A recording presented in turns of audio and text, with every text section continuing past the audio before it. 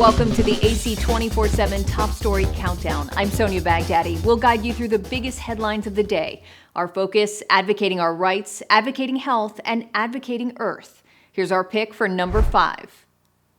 It's time to fall back, but the changing time can create confusion called sundowning among those who have dementia or Alzheimer's disease. They have a lot of damage to their brain, so their brain is not working as well as it used to. Sundowning symptoms can include difficulty sleeping, anxiety, agitation, hallucinations, pacing, and disorientation, says Dr. Douglas Shari with Ohio State's Wexner Medical Center. You have less sensory input when the sun goes down. This is what the sundowning term refers to. When the sun goes down, things get darker, there are more shadows. You can't interpret or process as well as you used to. There are ways caregivers can help, Shari says, to keep a predictable routine. Go to bed, get up, and eat at the same times each day. Next, plan activities during the morning and early afternoon so they'll be sleepy at night. Limit daytime napping, caffeine, and sugar. Turn on a nightlight to help reduce agitation that may happen when it's dark. And make sure hearing aids and glasses are close by to avoid additional sensory deprivation. If sleep isn't coming easy, talk to a doctor about ways to help get those Z's, like the use of melatonin. If the caregiver is not getting good rest because the patient's up all night, then subsequently the patient may not be getting the best care, from a sleep-deprived caregiver. For Health Minute, I'm Andy Gaither. You can stream the Advocate channel now. Download our Roku, Fire TV, Apple TV, or Google Play Store app for instant access. The countdown continues with number 4. Church bells breaking the somber silence as loved ones in Lewiston, Maine say their final goodbyes. Funerals began Friday for some of the victims killed in last week's mass shooting. This small community still shattered and grieving. The past week has just been horrific. Donna's nephew, Jason Walker, was one of the 18 people killed when Robert Card went on a shooting rampage last Wednesday night, opening fire inside a bowling alley and a local restaurant. You know, the whole scenario was crushing, but as soon as I heard about my nephew, that made it worse. Friday, President Joe Biden and First Lady Jill Biden visited Maine to pay their respects and meet with victims' families and first responders. We know your hearts are broken, but we also know your spirits are strong. Biden saying these horrific mass shootings are becoming much too common. This one, the most deadly so far this year. This tragedy opens a painful wounds all across the country. Too many Americans have lost loved ones or survived the trauma of gun violence. Meanwhile, memorials continue to grow for those who lost their lives in Lewiston. My heart just hurts for the people that are without their dad, the wives without their husbands. I'm Jen Sullivan reporting. TheAdvocateChannel.com looks at the world through the lens of equality and inclusion. Subscribe, like, and share now. AC 24/7's Top Story Countdown continues with our producer's pick for number 3. The war in Israel is raging on, and the casualties are mounting. Dozens of people were killed in a blast at a refugee camp in the central Gaza Strip late Saturday night, according to officials at a nearby hospital. This comes as Israel says they earlier targeted an ambulance they say was being used by Hamas. The strike outside the hospital left more than a dozen dead. Hamas has underneath the hospital its command and control. And from that center underneath the hospital, they have a spiderweb of tunnels that literally goes for miles. Senator Bernie Sanders says Israel must do what they can to limit civilian casualties. What Israel does not, in my view, have a right to do is to kill thousands and thousands of innocent men, women, and children who had nothing to do with that attack.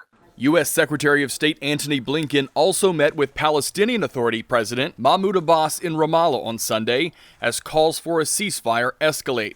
The meeting was described as, quote, tense when Blinken refused to call for a ceasefire, instead opting for a shorter, quote, humanitarian pause. I think everyone would welcome humanitarian pauses. There's no doubt about that. There are obviously different views, including on the question of the ceasefire.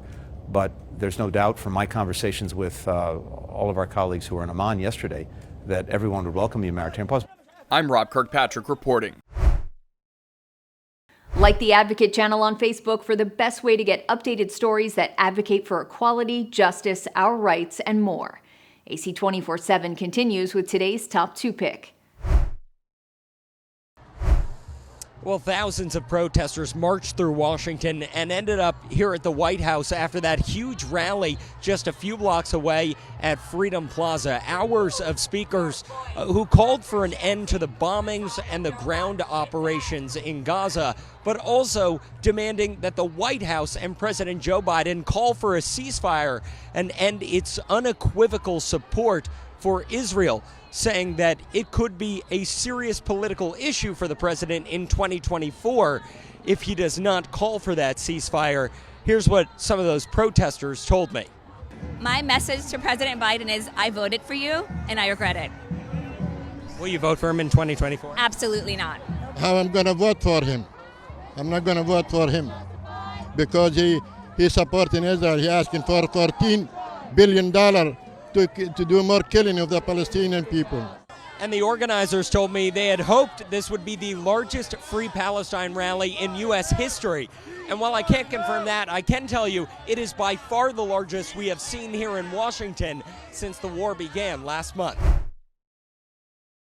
Follow the Advocate channel on Twitter and Instagram to stay updated on stories that matter every day. We're now at our #1 story of the day. Take a look. Ignore history. It's not a statement Iman Hammoud ever thought she'd make. I voted for Biden. And are you going to vote for him again in 2024? I mean, if you would have asked me a month ago, I would have said absolutely 100%, no doubt about it. But honestly, the past few weeks have changed everything, and I don't know anymore. The Michigan immigration attorney is one of a growing number of Muslim and Arab Americans who say they are reconsidering their support for President Joe Biden due to his response to the humanitarian crisis and rising death toll in Gaza. The Democratic Party risks losing a generation of young voters and multiple generations of Arab American and Muslim voters. Perhaps nowhere is this sentiment more pronounced than here in Dearborn, which has been called the Arab capital of North America. We sat down with Democrats who helped elect Biden. I did vote for Joe Biden in 2020. Do you plan to vote for him in 2024? I do not. I will gladly turn in an empty ballot. If the election was to be held today and President Biden is on the ballot and we have to go out and vote today, I can't promise you that he will get 5 votes from Arab Americans in the city of Dearborn. Adam Abu Salah, a Palestinian American, worked on the 2020 campaign as a Biden fellow doing outreach to the Arab community. The man that I went out and knocked on doors for, I feel guilt, and I absolutely do regret what I did on the Biden campaign. When we thought that he would be somebody that could lead with humanity and compassion, we were wrong. Some are prepared to boycott Biden, even if it means potentially handing the election to the current Republican frontrunner, former President Donald Trump. We're no longer going to consider the lesser of two evils. The White House has both publicly and privately pointed to recent reach-outs with the Arab, Palestinian, and Muslim communities, as well as the call for a humanitarian pause. To get aid out and to continue to work to get people out safely. And announcing an effort to combat Islamophobia. That kind of hate has no place. Efforts dismissed by the people we spoke with as damage control, adding the only way to maybe save their votes is by calling for an immediate ceasefire. Enough is enough. We need to cease fire. Michigan is second only to California in residents who identify as Middle Eastern or North African, according to the U.S. Census. In 2020, Biden won the state by nearly 155,000 votes. Imgage, a national organization dedicated to getting out the Muslim vote, says 145,000 Muslim Michiganders voted in 2020. Dearborn Mayor Abdullah Hammoud says Democrats can no longer take his community's vote for granted. We're not here to prostitute ourselves to the lowest bidder in order for us to be recognized and for our humanity to actually be seen.